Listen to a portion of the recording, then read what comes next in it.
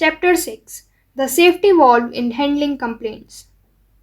From Part 3 of the book, How to Win People to Your Way of Thinking.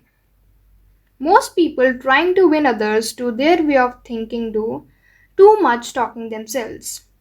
Let the other people talk themselves out. They know more about their business and problems than you do. So ask them questions, let them tell you a few things. If you disagree with them, you may be tempted to interrupt. But don't. It is dangerous. They won't pay attention to you while they still have a lot of ideas of their own, crying of expression. So listen patiently and with an open mind. Be sincere about it. Encourage them to express their ideas fully. Does this policy pay in business? Let's see. Here is the story of a sales representative who was forced to try it. One of the largest automobile manufacturers in the United States was negotiating for a year's requirements of upholstery fabrics. 3 important manufacturers had worked up fabrics in sample bodies. These had all been inspected by the executives of the motor company, and notice had been sent to each manufacturer saying that on a certain day, a representative from each supplier would be given an opportunity to make a final plea for the contract. GBR, a representative of one manufacturer, arrived in town with a severe attack of laryngitis. When it came my turn to meet the executives in conference, Mr. R said, "Has he related the story before one of my classes?" I had lost my voice. I could hardly whisper. I was ushered into a room and found myself face to face with the textile engineer, the purchasing agent, the director of sales, and the president of the company. I stood up and made a valiant effort to speak, but I couldn't do anything more than squeak. They were all seated around a table, so I wrote on a pad of paper, "Gentlemen, I have lost my voice. I am speechless." "I'll do the talking for you," the president said. He did. He exhibited my samples and praised their good points. A lively discussion arose about the merits of my goods, and the president, since he was talking for me, took the position I would have had during the discussion. My sole participation consisted of smiles, nods, and a few gestures. As a result of this unique conference, I was awarded the contract, which called for over 500,000 yards of upholstery fabric at an aggregate value of $1.6 million, the biggest order I had ever received. I know I would have lost the contract if I hadn't lost my voice, because I had the wrong idea about the whole proposition. I discovered, quite by accident, how richly it sometimes pays to let the other person do the talking. Letting the other person do the talking helps in family situations as well as in business. Barbara Wilson's relationship with her daughter, Lori, was deteriorating rapidly. Lori, who had been a quiet, complacent child, had grown into an uncooperative, sometimes belligerent teenager. Mrs. Wilson lectured her, threatened her, and punished her, but all to no avail. One day, Mrs. Wilson told one of her classes, "I just gave up. Laurie had disobeyed me and had left the house to visit her girlfriend before he had completed her chores." When she returned, I was about to scream at her for the 10,000th time, but I just didn't have the strength to do it.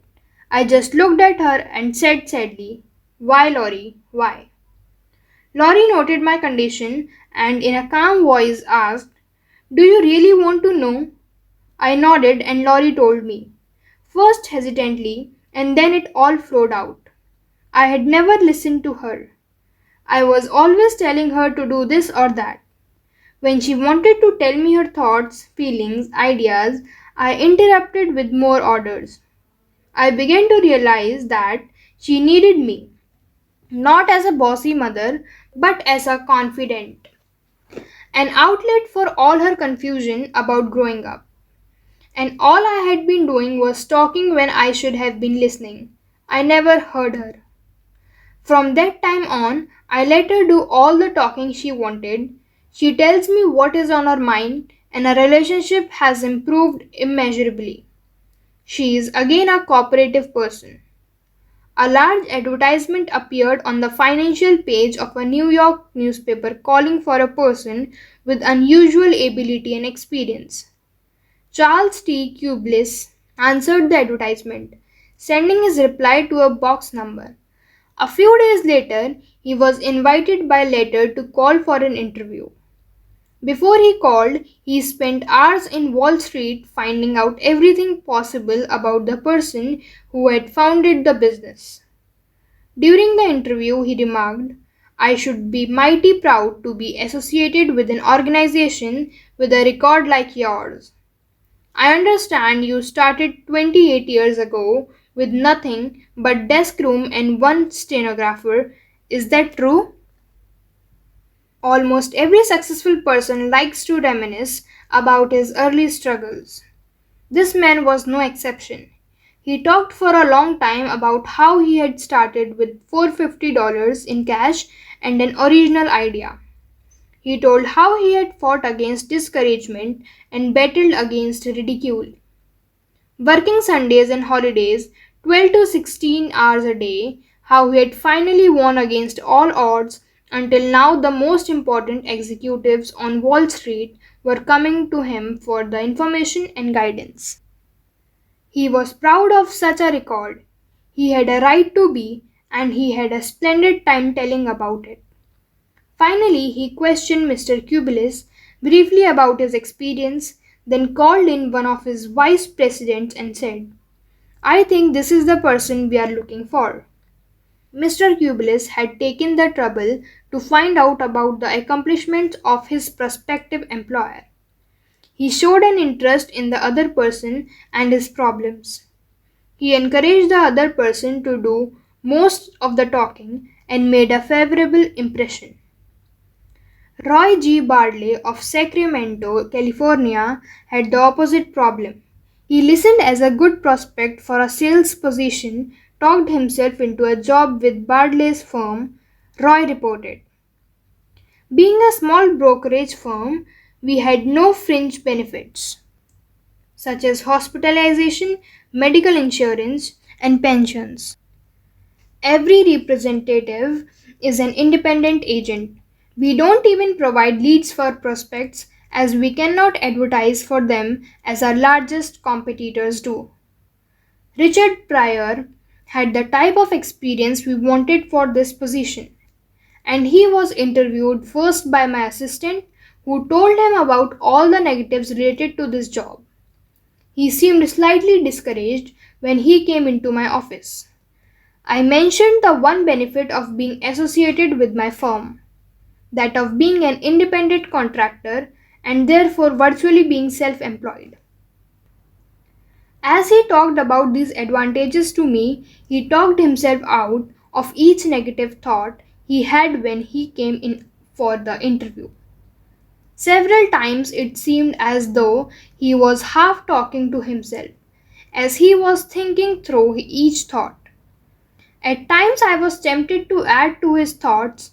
However, as the interview came to a close, I felt he had convinced himself, very much on his own, that he would like to work for my firm.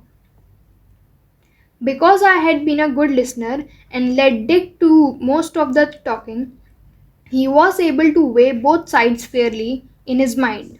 And he came to the positive conclusion, which was a challenge he created for himself. We hired him, and he has been an outstanding representative for our firm. Even our friends would much rather talk to us about their achievements than listen to us boast about ours. La Rochefoucauld, the French philosopher, said, "If you want enemies, excel your friends, but if you want friends, let your friends excel you." Why is that true? Because when our friends excel us, they feel important.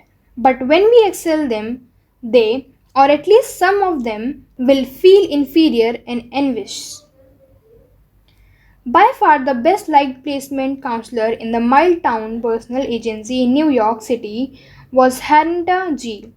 It hadn't always been that way.